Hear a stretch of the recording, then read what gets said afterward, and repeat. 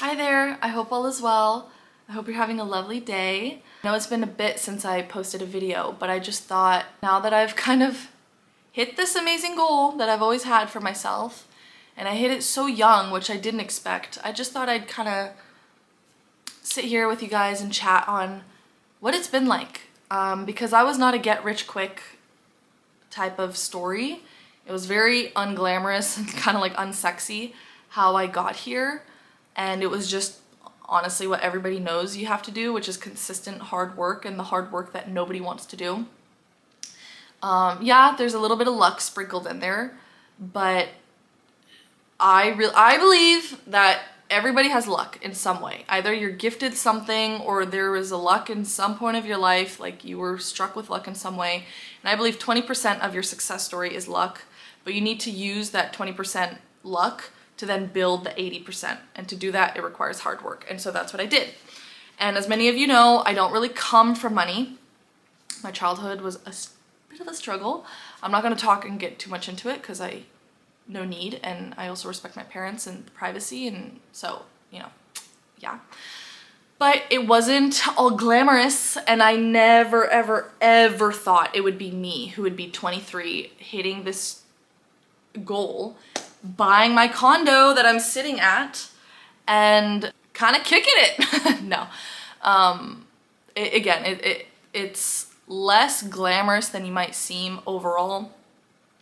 Yeah, it's great that I hit this number, and yeah, societally, it's like, wow, but mentally, it's actually, it really doesn't hit. And everybody always says that money is not the answer, and yet it's always the people that are striving for money that think it will be the answer that like get hit the hardest, I think, when you get there, and then it really wasn't the answer.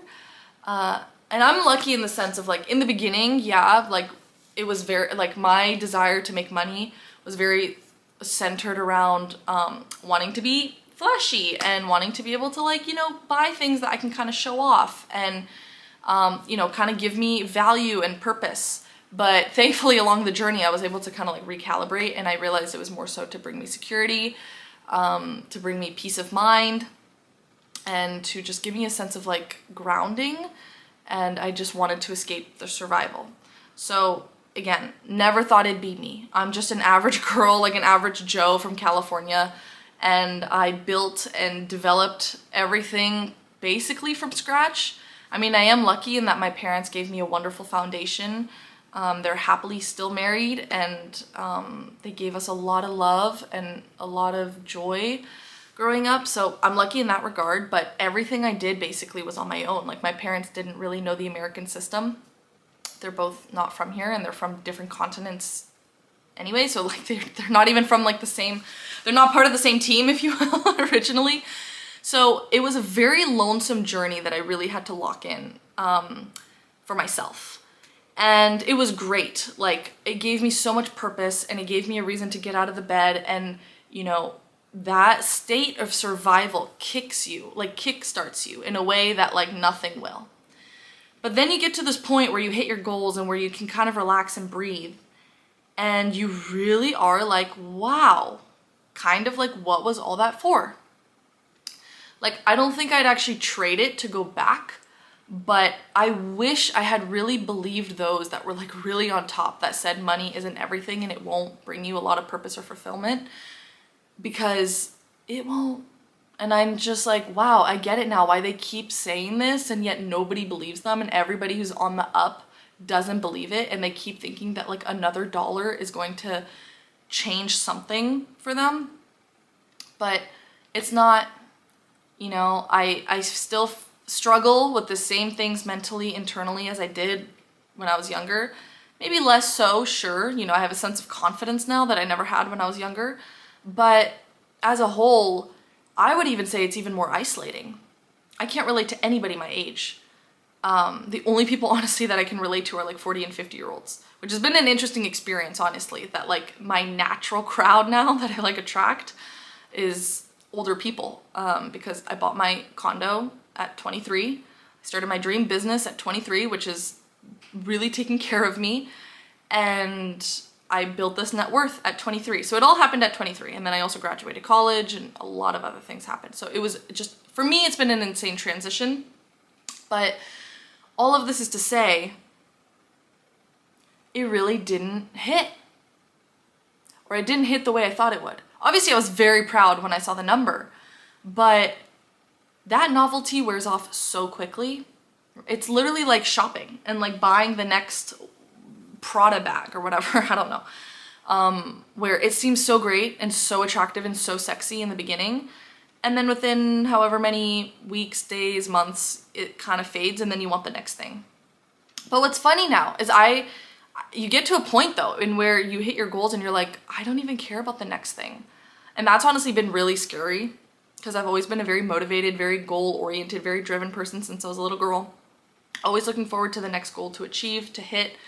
And now I'm like, I have like zero desire to do anything. Like, maybe this is just because of the funk that I'm in. I don't know. I don't know if anybody else can relate who's like been in this situation, but yeah, it's a really weird place where you no longer have to be in survival. And nobody tells you this. Or maybe they do when you're in your 40s and 50s, which is when this hits. But now that, younger people have more access to information that allows them to build wealth at a younger age, maybe like more young people can relate, I don't know, somewhat. But yeah, it's a very interesting position to be in. You don't relate to most people your age, especially if you hit your big financial goals in your 20s and 30s, maybe even 40s, I don't know. Like, I can't relate to a single person my age. It's kind of sad. Being successful isolates you so much. And I remember my dad even saying, because he saw how aggressive I was and how ambitious I was. He was like, Victoria, like at the top it's lonely. And then I remember, isn't there like that Drake song where he's like, trust me at the top it isn't lonely? And I was like, oh yeah. And I literally was like, let me trust Drake in this song, this like motivational like hype song. I don't even know what song it is, but whatever. Over my dad. And now my dad is right. Like, I have this beautiful 2-bedroom, 2-bath in my name. And it's so lonesome. It's so quiet. It's, and I came from living at home for 23 years basically to all of a sudden living on my own. And it's like, now I get why celebrities struggle so much with like depression and like loneliness, because they're just in these huge mansions all by themselves. And it's like, yeah, that's great. But again, that novelty wears off. And then at the end of the day, you're just a person in a big building. Can't relate to anybody. People feel weirdly about you. It's honestly weird. Like, even the way I like talk to other people now, like I have to be careful and like kind of cover, things about myself, like, which again is kind of crazy that I'm even in this position. Never did I think I'd ever be in this position, but it's a very lonesome experience, again, especially if you hit it at a young age. And you realize, just like everybody's been saying, but you don't really believe it. Again, like, money is not the answer. It doesn't make you happy. And that was the biggest thing for me. I mean, I never thought that actually like the money would make me happy. I never had this relationship, or I developed out of the relationship that money is going to bring me purpose and make me look cool. Like, I kind of cared less more recently in the past few years about that. Whereas in the beginning, that was kind of like the motivation, is like, I want to be able to buy all the nice things and look super nice and, be able to kind of flex. But now I'm like, I don't care what anybody thinks anymore, which is cool. That's something that like comes from making money, by the way. Women definitely consider that. And definitely check out my podcast episodes about that and making your own money and being, a little bit more independent. It really develops a lot of confidence in you when you make money as a woman and when you have money as a woman. But anywho, having all this money is great. It gives you a sense of security that you like. I think everybody should really try to strive for that.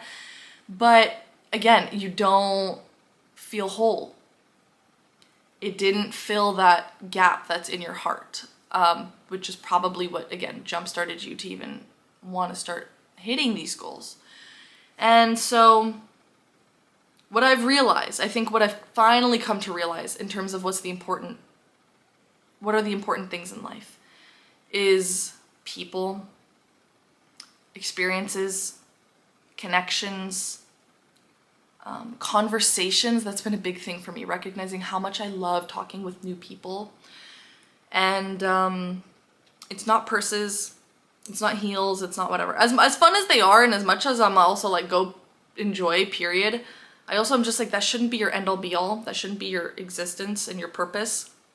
And that's the thing, is like, once you hit these goals, you really like question now, what's your purpose? Because you kind of did it. Like, I'm kind of good for the rest of my life. Like, my investment accounts are pretty much set. I started investing at 18, pumping, you know, as much money in there as possible. I probably don't even have to put any more money in there, and I'll be kind of like fine during retirement. And that's just so weird to like to escape survival and to now question what my purpose is, like genuinely. Like, people say, you know, you can help people, you can find hobbies. Yeah, and like maybe more so, honestly, the first thing. Like, yes, but like, I don't know. So I just wanted to kind of share this, that like, yeah, it's great, it's impressive, whatever, but it's not all that. I honestly am like really reflecting on, you know, how much I missed out on a lot of childhood developed moments during my teen years, because I was so focused on the grind and saving money that, you know, I didn't really go to parties, I didn't really do anything. I was just home studying, working, saving money, strategizing, and that was it. And so, was it worth it? Maybe in the long run, like, I will take that path over the former, but still, again, it's like, man, I wish I just kind of let myself have a little bit more experience. And I don't even mean like crazy things, like I'm not talking like extreme, but I just mean like going on more adventures, being more risky and being more young and like youthful, and not such like an old lady at such a young age, you know. I just, and unfortunately that kind of just happens when you get in the grind. You just kind of like really stick to it, which is also great, you know, like discipline and motivation are wonderful things, but there's more to life than a dollar. And one more dollar you'll come to recognize pretty soon after you like escape the survival mode doesn't really do much for your mental health. Because now I'm like, if I really wanted to, like, I could buy yachts like eventually one day, you know, if I really lock in, you know, and be like a multi-millionaire. I could, I know I totally could, and I totally believe in myself and I have that ability. But I'm like, do I want to? Do I care? I don't even care. It was so funny. I went to the south of France this past summer to kind of like get my situation under control, because I was really struggling and had many breakdowns. Cool. Because I was like, and I mean like big breakdowns, like quarter life crisis breakdowns, trying to figure out, I'm like, what's my purpose now? Like, what's my reasoning? And I remember being in the south of France and I saw all these yachts and these big boats. And I remember like looking in the crowd and I was like, wow, everybody here has bought this idea, you know, that like that's the that's the pinnacle of what life should be, like buying a yacht or being on a yacht. And then I'm like, here, take a step back, and I'm like, I see the big picture. Like, I see through all that nonsense, and I'm like, it's not worth it. Like, it's not worth, you know, an extra year's worth of sleep. It's not worth all those experiences and those times with your family. It's not worth, you know, maybe romantic relationships, and risking romantic relationships. It's not worth, you know, limiting your social experiences. It's not worth like maybe ditching your friends to keep grinding. Like, it's really not worth it. And yet we're all under the optical illusion that like it is. And so I know that I'm just another person on the other end that's like, money isn't everything. But like, it's actually insane how I literally came from the bottom believing that money was everything. And then I hit it and I was like, oh, they were right. Like, they were all right about that. Like, they actually were all right. And so I will just affirm again, I know I'm kind of like rambling, and also I'm very tired, so that I don't even know if this will make sense, but like, yes, money is everything when you're trying to survive. And so that's why I'm like, from let's say 0 to like the point where you're post survival or you're just about to like escape survival, like, yes, money is everything. But then the moment you hit that, like, you're good on surviving, anything more really is fluff and kind of an illusion.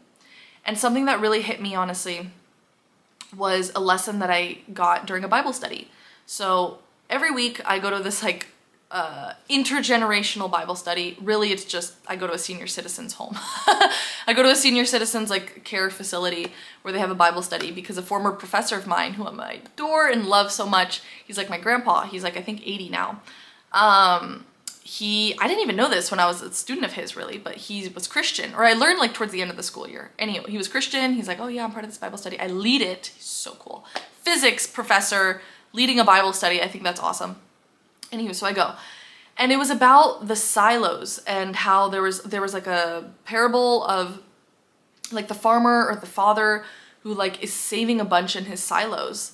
And then the next day, like he dies or something like that. Or like the silos, like, I don't remember exactly what happens, but it was like he saved and saved and saved and saved. And then the next day he like died or the silos all went bad or something. So it was like, it was even pointless to save.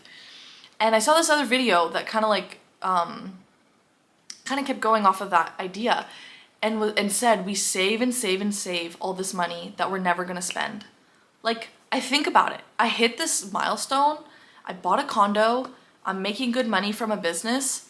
I keep saving. I keep investing. I keep not spending on myself. Like the frugality mentality does not go away no matter how much money I have. Like if I wanted to, I could blow it on really nice stuff. And I just don't. Like I literally barely spend money on food still.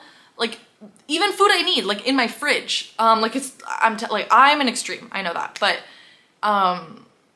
and I'm like, I do all that to save an extra $1 and I'm not even spending this money. Like and so it's like, we're all under this like trap, this literal, we're all blinded and chained to this concept of money and we all want more of it. And we don't even, or at least I don't even use it. Like, I'm like, what am I saving all this money for? What am I doing all this for? You know, there really isn't a purpose anymore for me and my money. Like, I mean, obviously one day I really want to like be big and be philanthropic. That is a goal of mine. I've always wanted to like start, you know, philanthropic organizations and just really donate. I want to give back to the community. Of course, I want to be generous. But like, aside from being generous, like I'm saving all this money. I'm sacrificing so much life, honestly. For what? Like I'm building up my big silos. I'm building up my big barns and I'm not even going to use any of that. Like what a weird slave mentality. So sad. Or on the other hand, some other people are living in the sense of like they are saving, and then they just blow it on stuff to try and impress others. So then I'm like, okay, cool. So you sacrificed your life, you know, so much life to get all this money to try and prove things to other people who don't even care anyway. I don't know. So big concepts, but in short, it's not everything. And although you're going to grow a lot and I think it's an amazing experience, like to just even get to that point because like mentally you expand like nobody's business. But like once you actually just sit with yourself at the end of the day and you reflect on all that you sacrificed for it and then you kind of get to a point where, again, you don't really care what other people think anymore. You're just like, wow, that was borderline pointless. Again, past the survival stage. That was borderline pointless. And so I don't know what's in me, what's left in me to like give, and what more I'm gonna do and what I decide in my life. But it's just been such an interesting experience recognizing and finally, like now I'm finally sitting with the fact that money isn't everything. Like you're never gonna believe it until you get there, but it's kind of sad that like once you get there, you really wish you could go back and like hear it and then believe it. So anywho, again, I could keep rambling. I don't even know if anything that I said made sense, but thank you so much for listening if you did. And I hope you're having a blessed day. I'm praying for you. God bless. Love you.